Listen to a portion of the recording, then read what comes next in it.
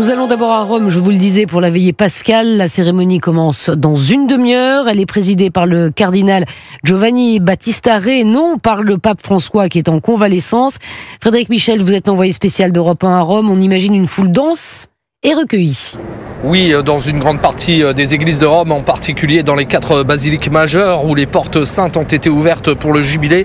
Toute la journée, on a lustré, sorti les candélabres, décoré les autels. Dans le calendrier chrétien, la veillée pascale est l'une des plus importantes de l'année.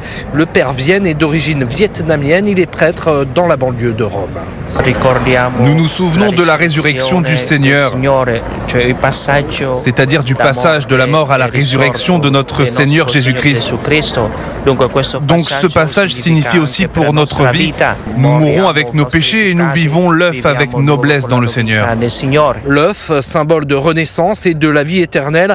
Avec ses étudiants en français, Eva, une Polonaise, est venue vivre la Semaine Sainte et prier pour la paix en Ukraine. Je vois que pour notre pape, c'est très important. Pour les Ukrainiens, sur tout ce qui se passe maintenant à la frontière biélorusse, ça nous touche personnellement parce qu'on est tout près. On reçoit des Ukrainiens dans nos maisons, on reçoit des réfugiés de la frontière. Et évidemment qu'il y a des craintes, mais la foi nous fortifie toujours. Et comme le veut la tradition, les veillées se tiennent de nuit à Saint-Pierre de Rome. Les pèlerins seront très nombreux ce soir pour célébrer la résurrection du Christ. Frédéric Michel, envoyé spécial d'Europe 1 à Rome.